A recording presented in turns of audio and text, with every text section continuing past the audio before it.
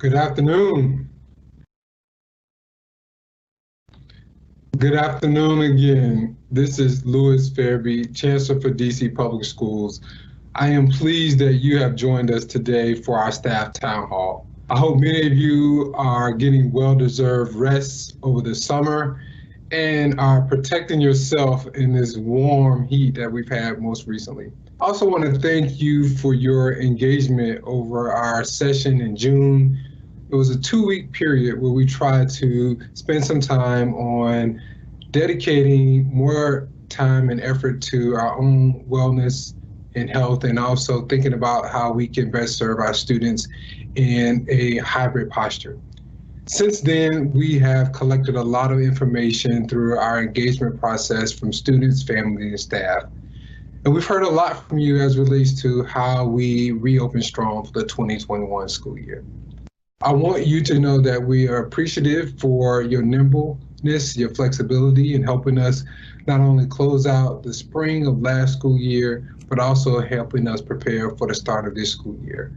I also want to know that I continue to hear your voices loudly and clearly. And your opinions, your beliefs, your feedback will continue to shape the way we think about reopening the school year. And as I think about the survey results that I've read or the responses I've seen in my email box, I know that many of you are thinking about how do we successfully open school, and hopefully today we'll be able to answer many of your questions. So I want to share some of the comments that we are receiving and the way that we're trying to balance what we've heard from our staff. I think about a comment that stuck with me when staff members said, please put our most vulnerable students first. I'm not looking for all of our students to be served in the same way, and we hope that DCPS and its leaders will think about equality. I also heard staff members say, please consider the health of not only our students, but also think about our staff. Think about us that may be at risk and the fact that we have families. I also heard from staff members who said, I hope that the Opening Strong involves teachers and prepares us to serve our students well and includes the many tools that we'll need to address the academic and social emotional needs of our students.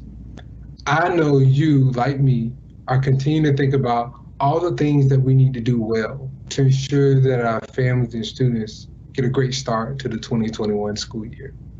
And even though we've had a lot of engagement and planning to this point, please know that we'll continue to listen to your voice and your perspective. Last Thursday, Mayor Bowles and I announced our tentative plans for the 2021 school year, which included a choice for all virtual learning for students who wanted to learn in that posture. It also included a hybrid schedule that varied by grade level. For our earliest learners, it included a schedule of 2 days of learning in person. For our elementary students, it included 2 days of learning in person with a hybrid approach, with also 3 days of virtual learning at home. For our secondary students who are in campuses served 612, it included 1 day of in-person instruction and 4 days of virtual learning at home. Throughout those schedules, Wednesdays was a dedicated day for cleaning to ensure that we're able to do a deep scrub and sanitizing in our buildings. But our schedules are just that tentative. We continue to work with DC Health. We continue to gather more information on how we can open the school year strong. As we think about what reopening strong means, it means a safe return to school where we can meet the needs of every student. To do that, there are 3 themes that we've elevated from your feedback in our students and families. And that is, we need to continue to prioritize safety. We know safety is paramount. We know that we must have robust safety protocols to ensure that staff are protected throughout the school day when we have in-person instruction. The second theme is maximizing learning. We know that there's no substitute for in-person instruction, and that we want to provide the learning experiences for our students that are optimal and maximize in-person instruction.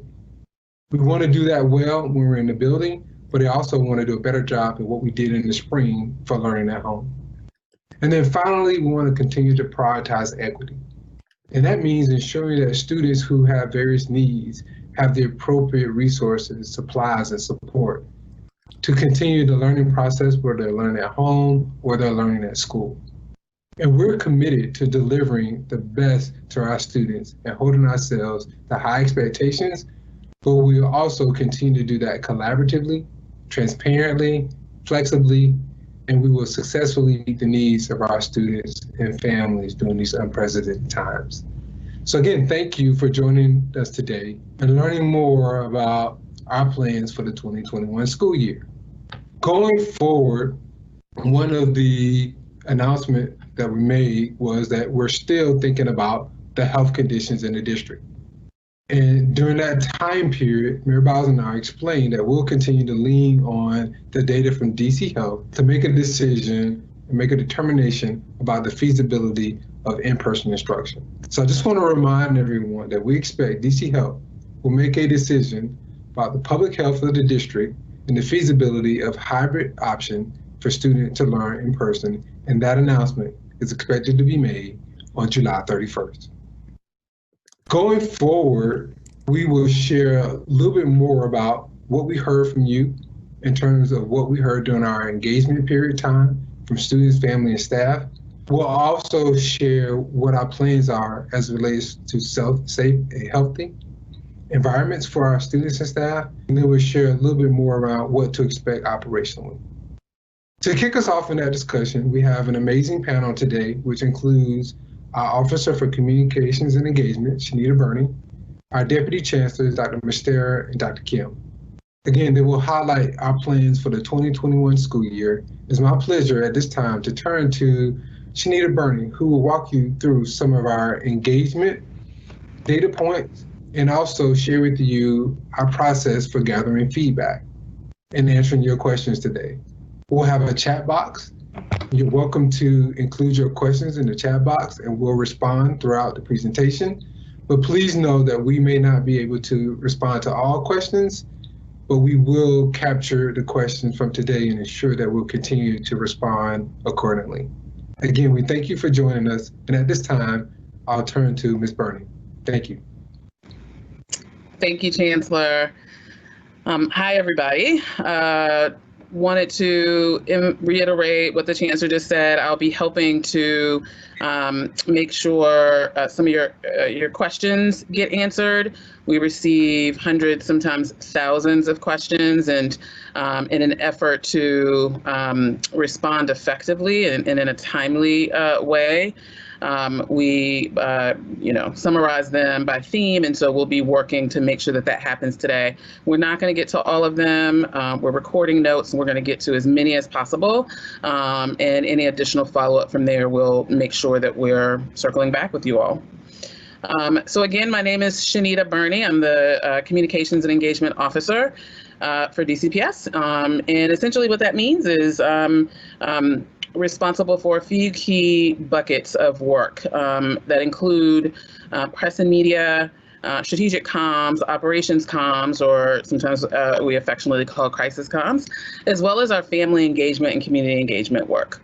And so given that, we'll start by grounding our conversation today in the feedback we did hear from community members, from family, from staff this summer, and there were three main takeaways. The first one was that students and families preferred scenarios where students had the option to attend school each week rather than alternating weeks. And so that was a key, those were some key questions that we asked to folks on that survey. And so based on that feedback, they preferred those scenarios.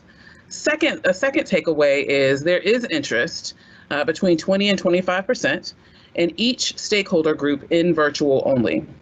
And so for high school students and students in wards 7 and 8, those rates were closer to 30%, according to the family survey that we partnered with the Office of the Deputy Mayor of Education to push out. In addition, we heard from you all that students in Ward 7 and 8 who get to school utilizing public transportation are also more likely to prefer a virtual option. And then the third takeaway that I'll mention today is in June, between 25 and 30% of staff and families were undecided about next year.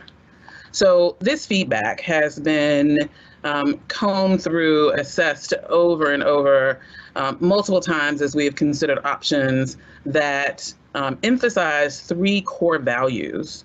The first one being prioritizing safety of our students and staff, maximizing learning opportunities, and promoting equity of access. So as we go to the next slide, and before I turn it over to Dr. Amy Maestera to talk through safety, I want to recognize all of the stakeholders who have been engaging with us over this planning period.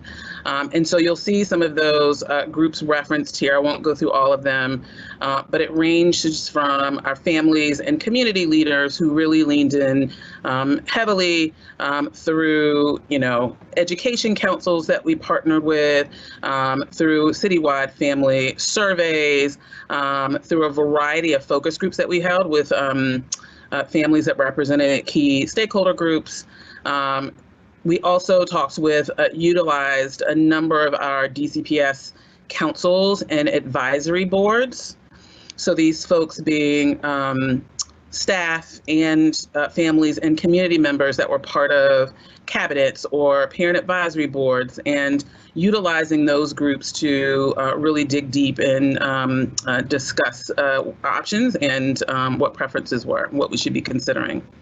And finally, our internal stakeholders. So that's many of you from staff, teachers, school leaders, students, talking with many folks through a variety of mechanisms to hear from them.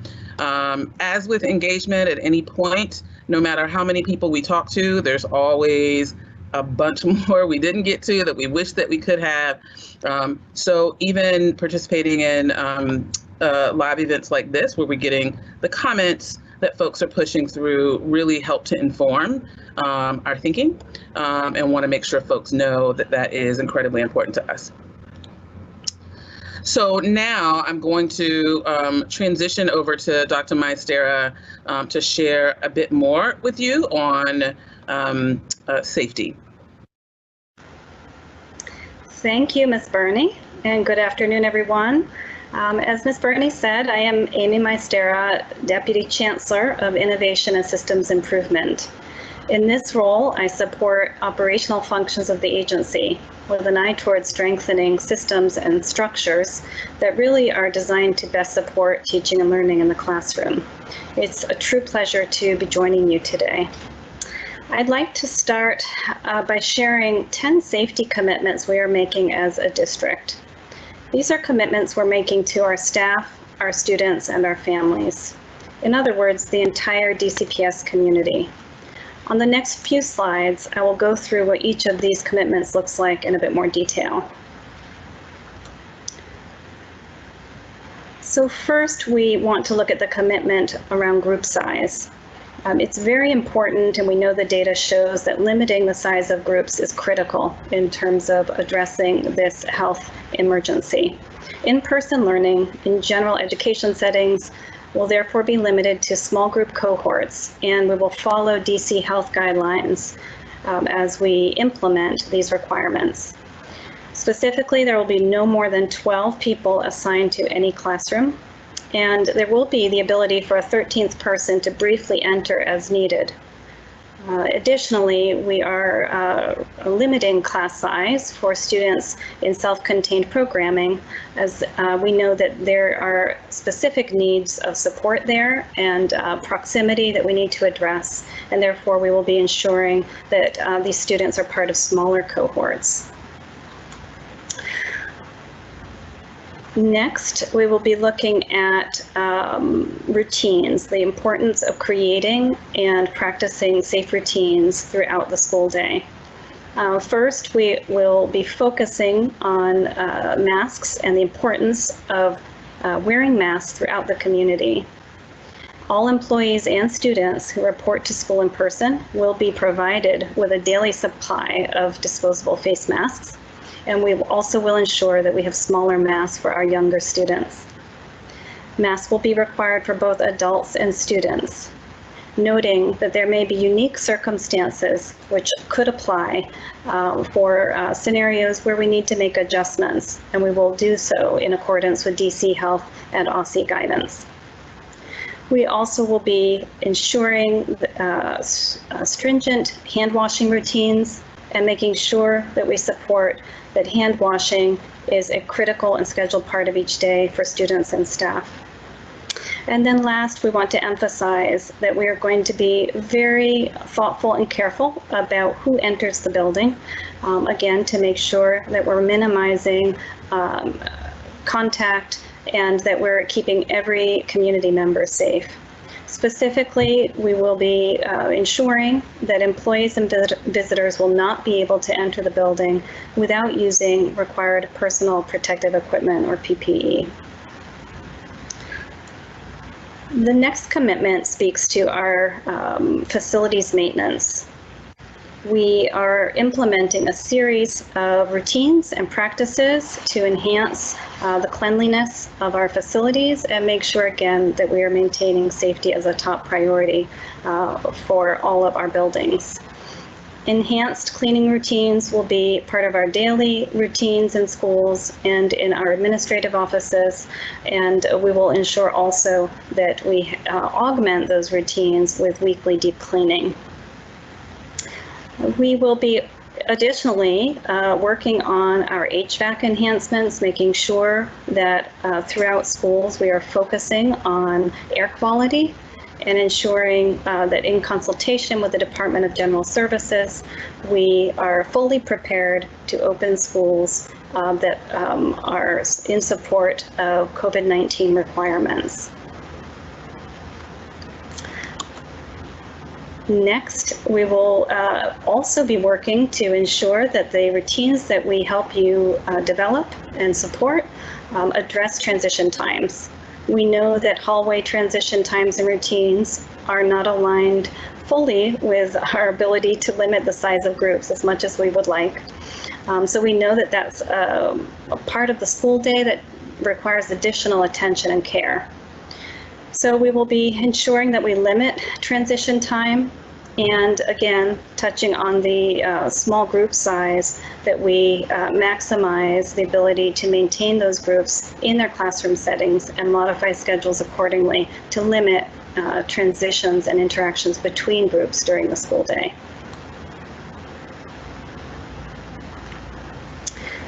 We also know that classrooms need to look very different this fall.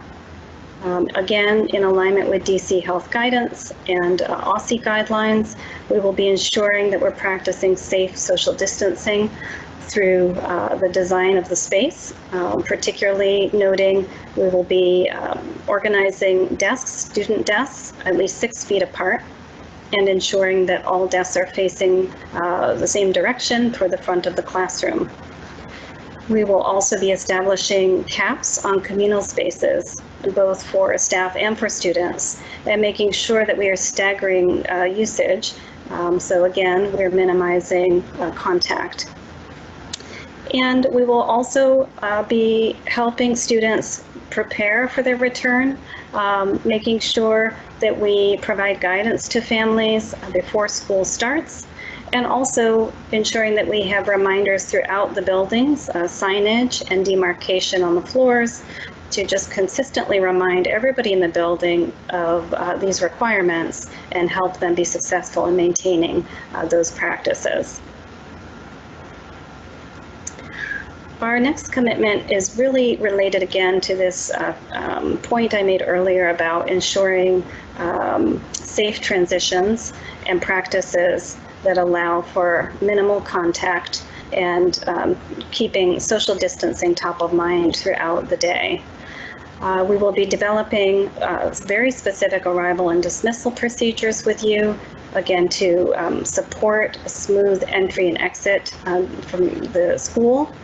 And we will be incorporating health screenings and providing, again, that PPE I spoke to. We addressed masks earlier specifically, but also ensuring that every classroom has hand sanitizer and other supplies, and again, that we're incorporating social distancing. I noted earlier also that we are being very thoughtful about who enters and is in the building during the day. So we'll have very clear protocols related to drop-off and pickup for family members, ensuring that, again, we're being very careful with the space in the building, and also visitor access will be significantly limited for the same reason.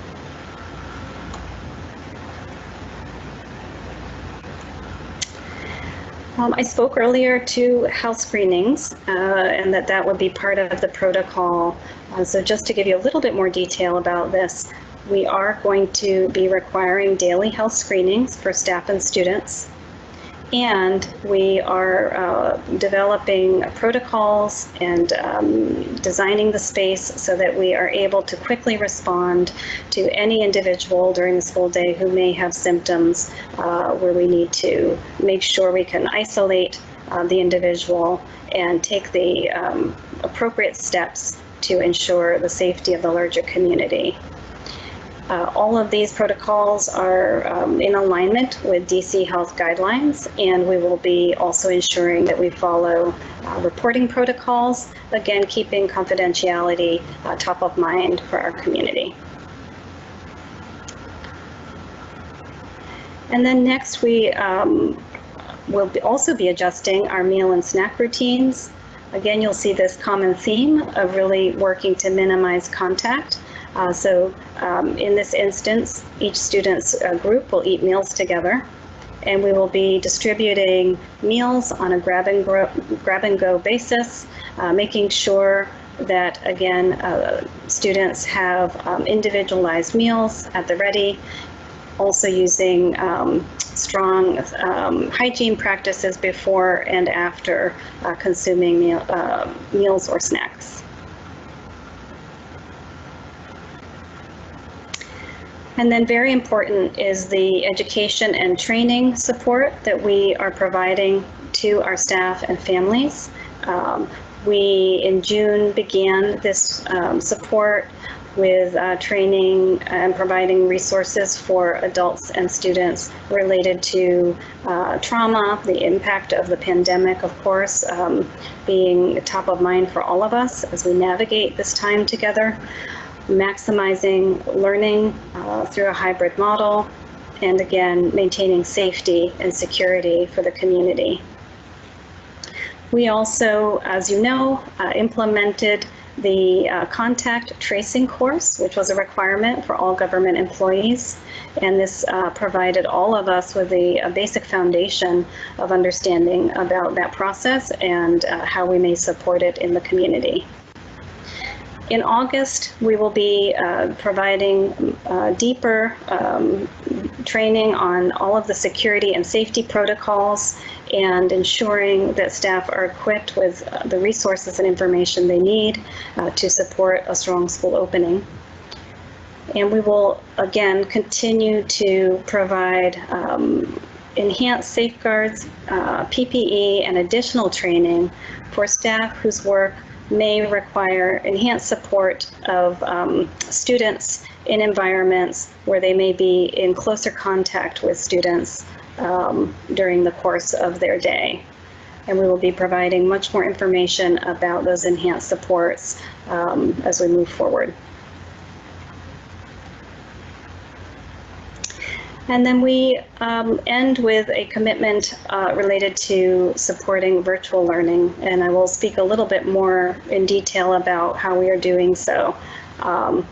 We continue to ensure that we are supporting learning, and Ms. Burney spoke to the element of choice. We really want to understand from families what their preference is and make sure we're building scheduling and supports around those preferences, while also balancing and prioritizing staff safety and supports. And as noted prior, we will also be providing that all virtual instructional option for families who prefer to continue learning from home.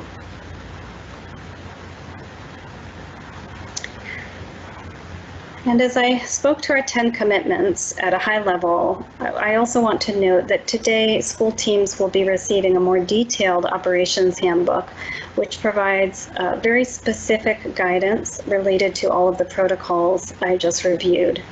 The handbook is designed to be very practical, and so it will allow school teams to really think through how to meet the requirements, but also how to customize them for their unique setting. The handbook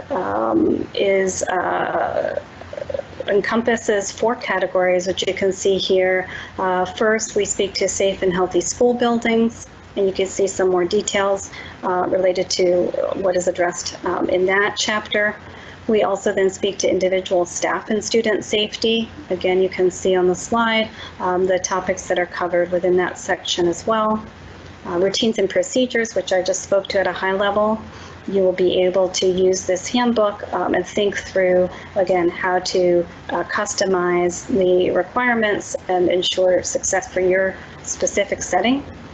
And then last, COVID-19 response protocols, which of course we all need to be well versed in to make sure that we continue to maintain safety for the community as a whole. So next I will speak a little bit more to the health screening and how we are approaching this work as we prepare for coming back to school and beginning the school year.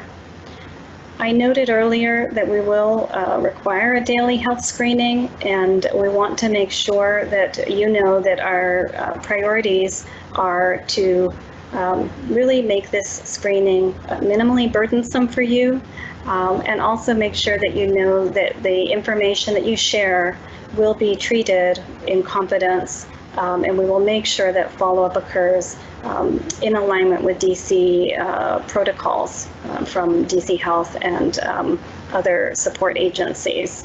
So first, we are focused on proper planning. We know that in order for us to be successful, when we come back, we all need to understand how to do this work well. And it's going to take us being fluent and being able to be responsive very quickly to you and your needs, and also the needs of the larger community. So we will be conducting dry runs of the screening process, and also specifically making sure that managers in the agency, as well as the facilitators, are adequately trained and ready.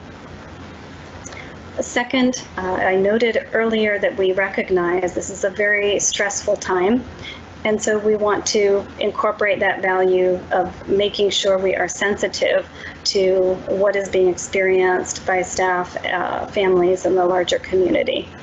We will strive to ensure that customer service is 5-star for you, and that whenever you have a concern or question, you receive support that is consistent and is respectful. And then last, again, just reiterating our focus on confidentiality. And what we mean by that is that we will ensure that screenings are conducted in a manner that protects your health information, and that we treat the information with care as we also follow up on any reporting that needs to occur.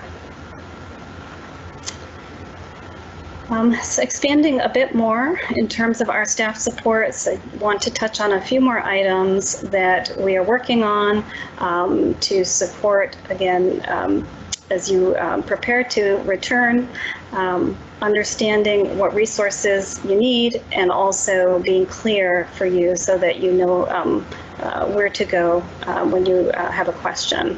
So first, on the left-hand side, you'll see an overview of our recently released Return to Work guidance. Again, that guidance touched on the universal safeguards that we had outlined and that I've touched on in this call. And then also we touched on enhanced safeguards for unique work environments. Again, acknowledging that every environment is unique, and there are certain environments where we are going to need additional support, and we will make sure that you have that. We also touched on the protections and accommodations that are available to employees at the federal and local level, and then additional considerations for employees. On the right-hand side of the slide, you'll see what is planned for the coming weeks, what you should expect to see. First, you'll see that we will be issuing expanded return to work guidance. This will include guidance around roles and responsibilities for school-based staff. As you plan out your opening day, we want to make sure that you have clarity and that you have the resources you need to address the staffing supports in the building. And then also, I noted the handbook that will be coming out today. We're looking forward to hearing your feedback and reactions there. You can certainly share your thoughts with us. We want to make sure that we're meeting the mark and that you have the information you need.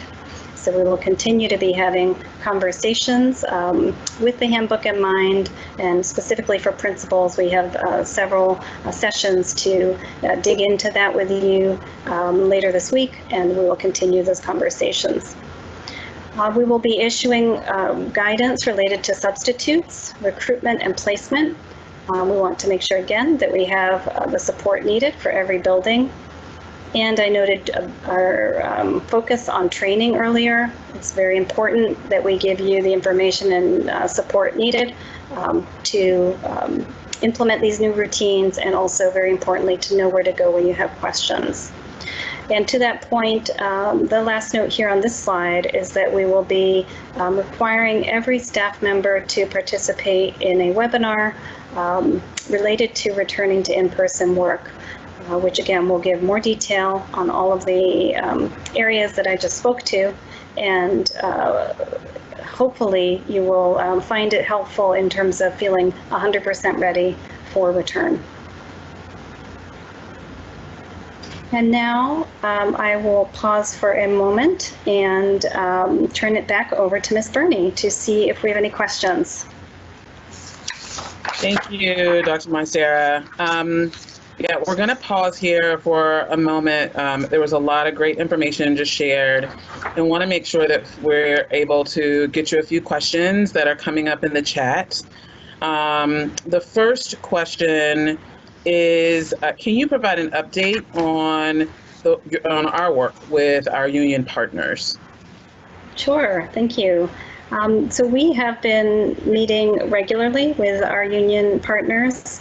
And certainly have been very engaged in listening to the considerations and recommendations which are coming to us from their membership. We know that this public health emergency is fast moving, and so part of the challenge is to always ensure that we are updating our union leadership and also hearing from them about what is top of mind for us to consider. And so we continue those conversations, and we also continue to review any written recommendations and reports that are provided to us very closely, and all of that input factors into all of the planning that you see here and ongoing planning that we will carry out as we move forward. Great, thank you. Another question that has become a theme in the questions that we're seeing is providing an update on staff technology, hoping that you can do that, as well as answering the question around, will students have technology on day one? Great questions, thank you. Yes, so I will be touching a bit more deeply on our technology plan for students in a moment after Dr. Kim speaks. But to get to your question regarding staff technology, we absolutely know that having a functional device is critical to supporting student learning during this time. And fortunately, because of the launch of the ELI initiative, schools now have the flexibility to use funding that otherwise would have been leveraged for student technology for staff technology. So we're happy to be able to allow for that flexibility in a way that has not been possible before. The student technology question is also certainly critical, and as I said, we'll touch on that more deeply in a moment, but we are absolutely committed to ensuring that every DCPS student who needs a device for learning at home has access to one. And our Division of Data Systems and Strategy continues to work with school leaders to provide updates and guidance related to the device allocation process.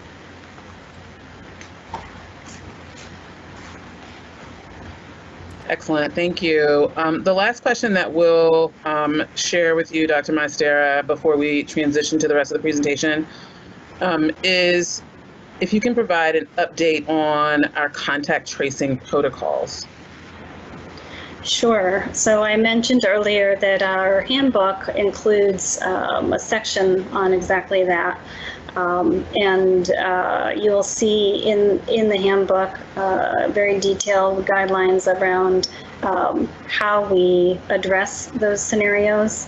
Yeah, we're certainly work in partnership with DC Health.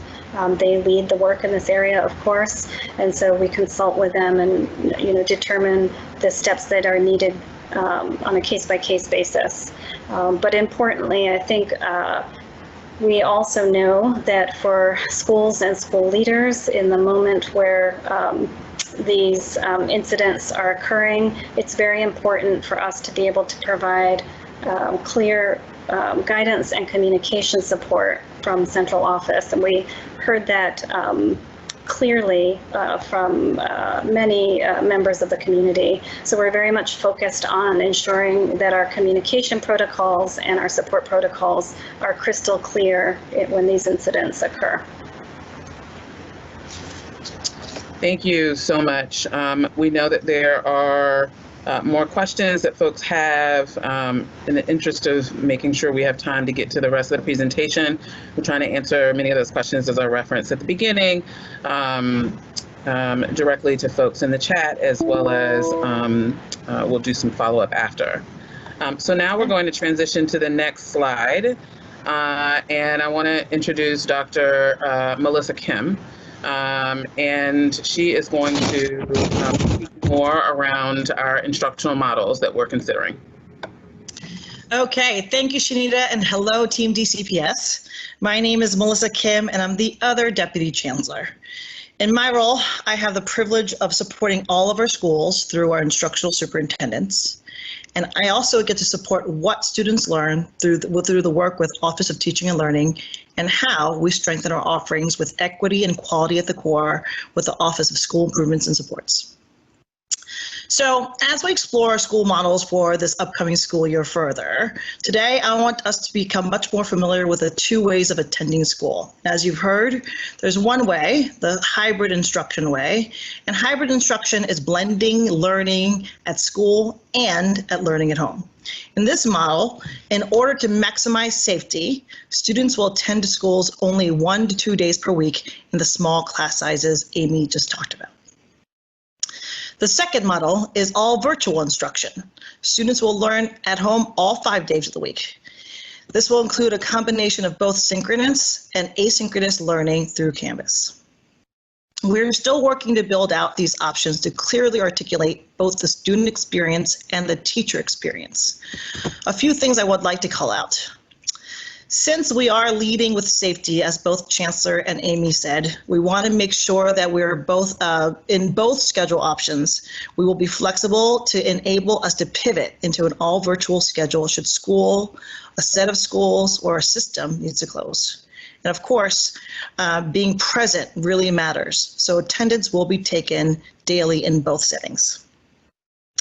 We also want to maximize live synchronous learning. We heard this again from teachers and students and parents that live instruction and connections really matter. So we are seeking the right balance for students to support students live to enhance learning experience for students across both schedules. Another thought is that the availability of hybrid seats will be super dependent on staff availability. Our commitment to equity of access is critically important here, as we need to prioritize some students who should be there and get the demand of the seats that are available. And of course, in both models, special education and English language services will be available. And finally, we're still exploring the idea of learning hubs for students to help ensure students have support if needed. Next slide, please. As previously stated on the other slide, all students in DC Public Schools will have the option of selecting the virtual learning option, where all of their instruction will be provided virtually through a combination of synchronous and asynchronous learning powered by Canvas. You're going to hear me say that a lot. In addition to the virtual learning option, this slide shows what we're planning for the hybrid learning options. The hybrid elementary school model will feature 2 days of in-person instruction and 3 days of virtual learning at home. In this model, some students will come to school on Monday and Tuesday in person and spend the rest of the week learning from home. And others will learn from home on Monday through Wednesday and come to school on Thursday and Friday. We will be using Wednesday to do a deeper clean of the school in between the two groups. Our current thinking does not include a virtual only option for pre-K families, but we are still exploring options to best serve our 3- and 4-year-olds. Next slide, please. Again, for our secondary students, all students once again will be able to choose the virtual learning option you see on the bottom row, where they will all have all of their instruction provided virtually through the combination of synchronous and asynchronous learning powered by Canvas. For students who are learning in the hybrid model, they will be coming to school 1 day a week. Again, in this model, we will keep class sizes small to meet Department of Health guidelines that Amy just talked through. Shifting most of our courses to be delivered virtually for our secondary students provides students with the most access to graduation requirements to keep them on track. Next slide, please. So all of this is very complex, and there are no easy answers. There are no ready-made models for all of this. We're exploring and creating this together with experts here locally and across the country. But what I've just described in the previous slides is certainly doing school differently than we did in the past. And I am a firm believer that doing it in the same way that we've always done it does not always mean that it's better. We spent a lot of time discussing together in large groups and in small groups and in school groups how we can collectively and individually work on ways to disrupt the patterns steeped in inequity and racism in the way we ended this school year together. We have to be willing to try new ways and be nimble in our journey to create a better way, a way that does not continue to replicate how now we live in a society where kids are systematically advantaged while others are systematically disadvantaged. We certainly will not let COVID-19 get in the way of our mission to recreate rigorous and joyful learning communities for all of our students. We are, in fact, DCPS. We will continue to engage all students in rigorous grade level content, as we know this is essential. When we lower our standards for students, we're likely to amplify the inequities in learning outcomes that most impact students of color. So, with this equity core, we have been very busy this summer. Thanks to over 180 teachers from all across our schools who partnered with us as curricular innovation fellows, we've been able to get a lot done. Primarily, they were able to digitize our curriculum into the Canvas learning management system. This makes it so much easier for DCPS teachers to create a cohesive and user-friendly curriculum interface for our students. We have also taken steps with our curriculum to address the potential unfinished learnings of last year that we discussed during Reopen Strong PD. These Canvas course companions will integrate the tools that will make teaching, reviewing student work, and providing student feedback so much easier and more efficient for our teachers. The curriculum created in Canvas will also reflect our updated scope and sequence and will identify the core lessons that we recommend should be delivered each week. We believe that should be between 2 to 4 a week, depending on the grade band and the content area. Additionally, there are curricular-based tasks in each course that will be required of students to complete and for you to grade. This is important. We need to know which of our students are successfully learning and progressing while participating virtual or hybrid, and how we can support students and you if students are not keeping pace and struggling. These tests will be approximately 2 per term and will be noted in the Core Canvas course companion as required. LEAP leaders and school leaders will get trained on this and the instructional models for both hybrid and virtual learning at the School Leadership Institute. And this will also be the focus of pre-service training for all educators upon your return.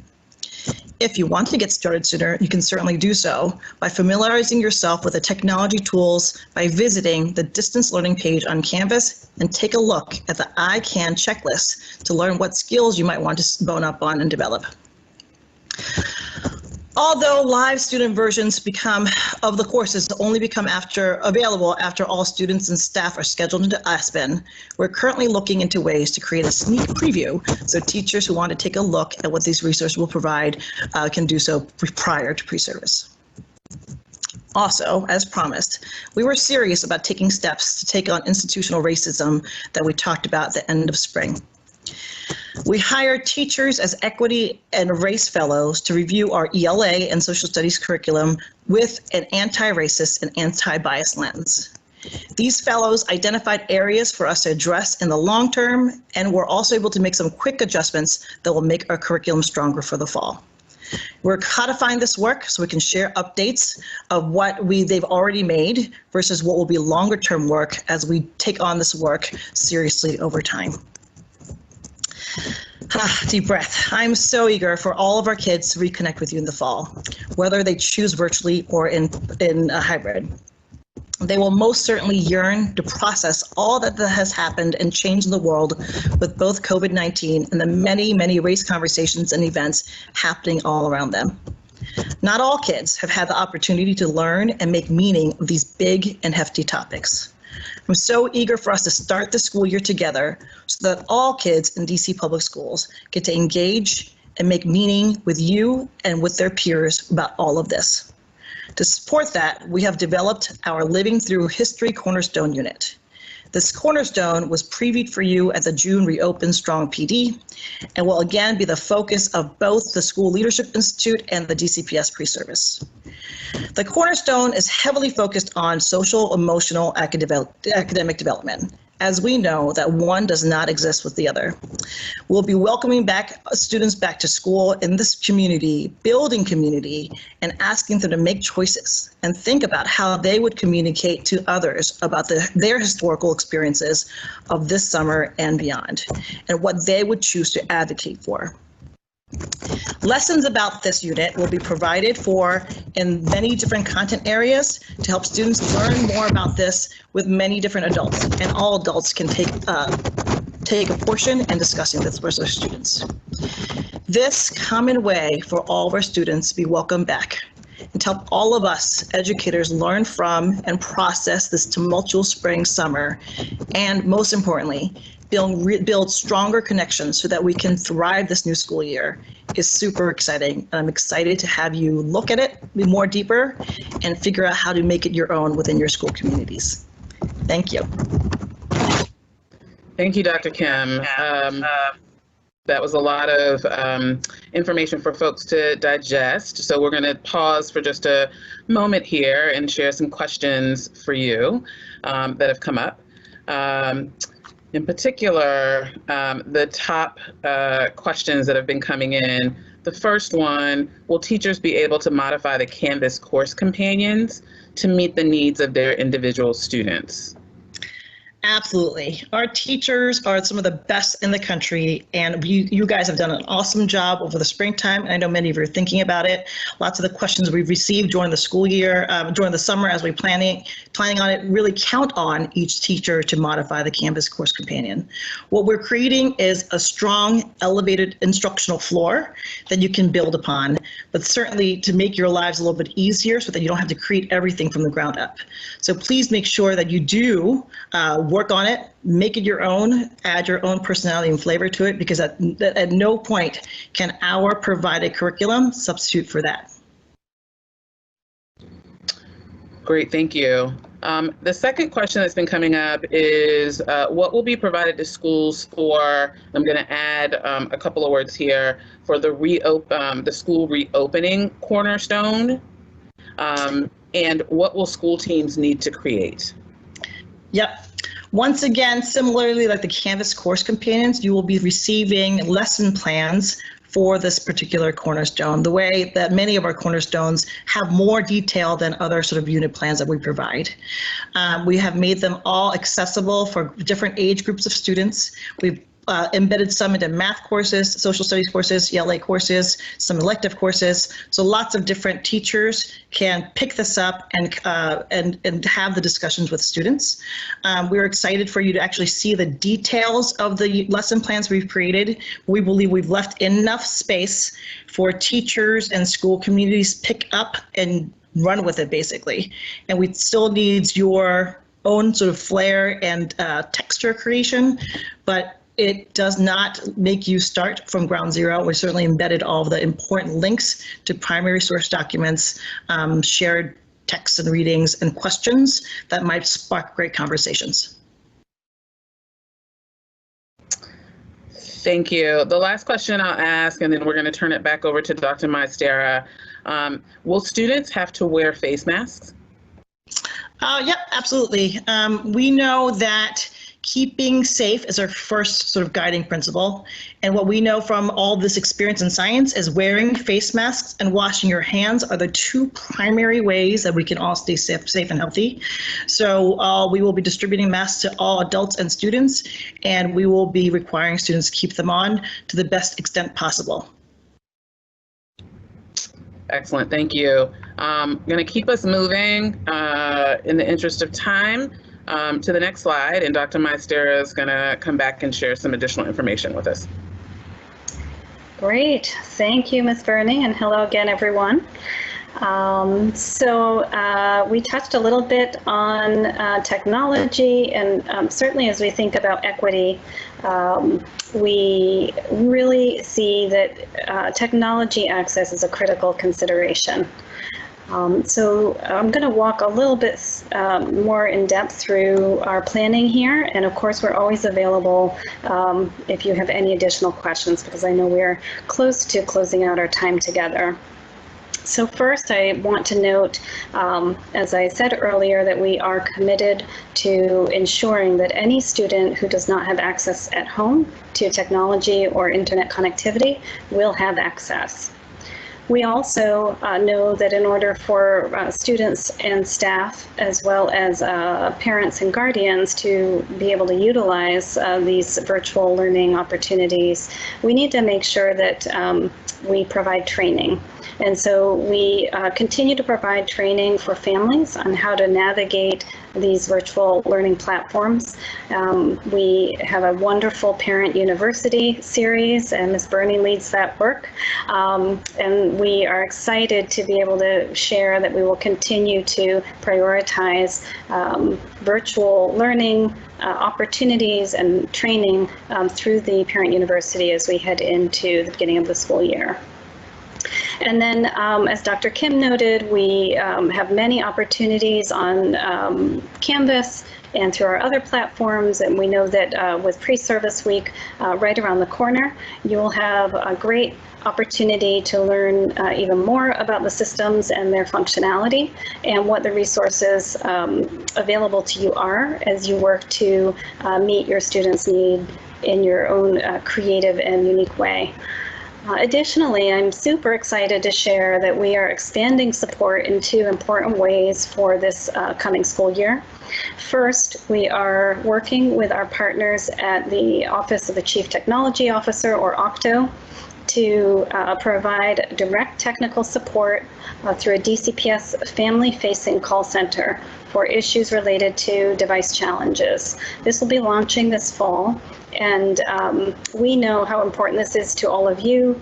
We heard about this spring. This was a real pain point as families work to navigate online learning through the logon process to all the soups and nuts related to how to help their student access your programming. we know that it was very hard to manage all of these needs. And so we worked with Octo very closely to come up with a solution that we anticipate will really support you in your work, and of course support your families and students. And then also very excited to share that we are enhancing our technical support. Again, through our partnership with Octo, we're expanding our support services for the upcoming school year. Again, because we know that with technology playing such a central role, more important now than ever, we need to make sure that you have the structures and systems in place to support your students. On the next slide, we'll touch a little bit on the ELI initiative and talk a little bit about our thinking and where we are headed for this year.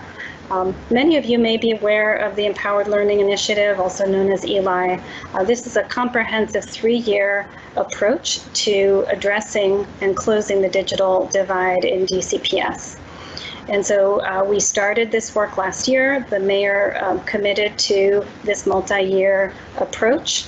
And in the first year, last school year, 1920, we began our rollout with procuring devices for students in grades 3, 6, and 9.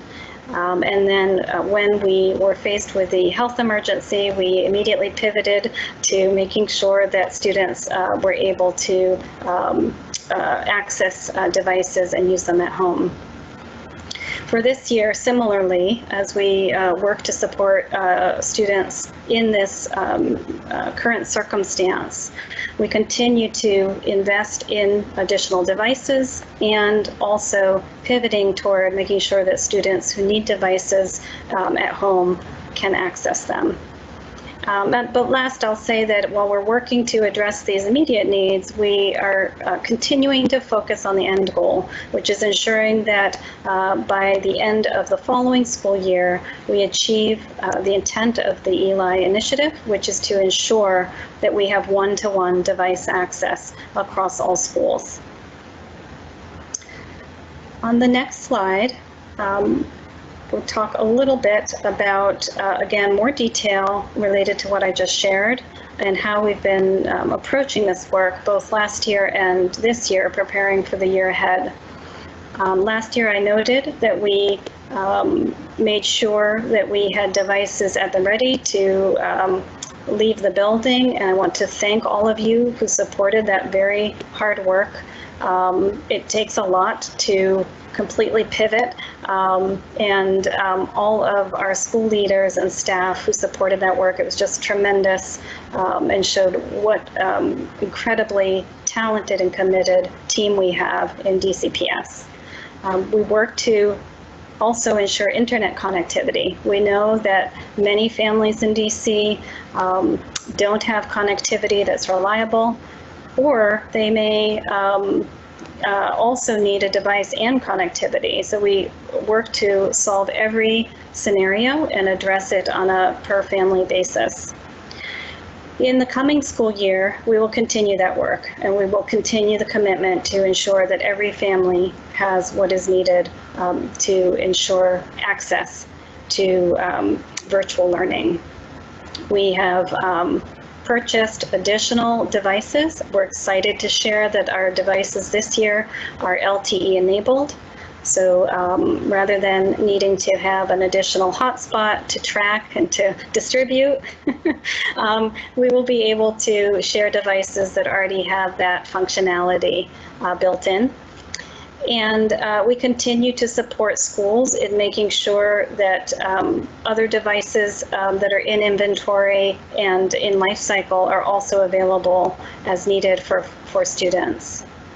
And again, we will maintain hotspot connectivity as needed, working with each school to determine each school's unique needs. I'm going to move along here. I know we're getting to the end of our time together, and I want to leave some time for Ms. Burney. But just to note, we will be distributing a family technology access survey And you can see the timeline here. We will be releasing that survey tomorrow and working to, again, ensure that we have a very clear understanding of current needs for our families across the city. And you can see some of our anchor questions there. We're hopeful that with your support, we will, again, continue to understand need and make sure that we are able to address every student's need for the beginning of the school year. And with that, I will turn it back over to Ms. Burney. Great, thank you. Thanks, folks, for hanging in there with us. Know we're a few minutes over. Wanted to, as we close out, share a few additional key dates that we think is important for you to keep front of mind and between now and the start of school.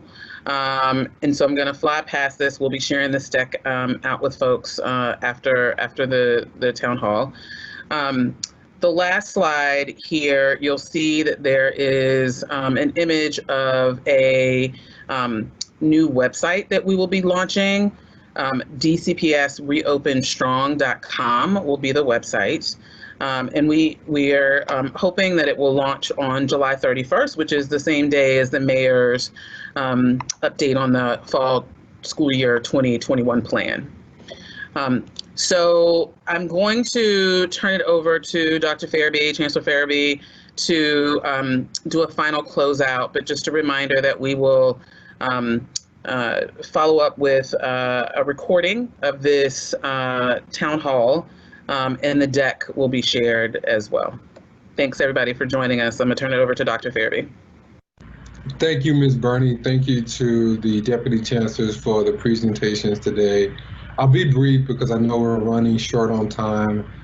Just remind everyone that as we made the decision on March 13 months ago, that would be the last day of school for our students and staff were to report the following week for break as we prepared to move into a learning at home posture. I believe that our response in that time was bold, timely, and effective, as will our response for the 2021 school year will be. I remind you as an organization that we've been here before and we know how to respond.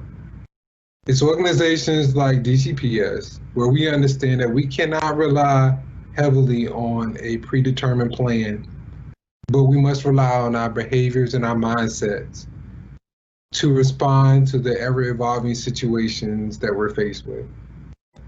And that's what we'll continue to do as we prepare for the 2021 school year.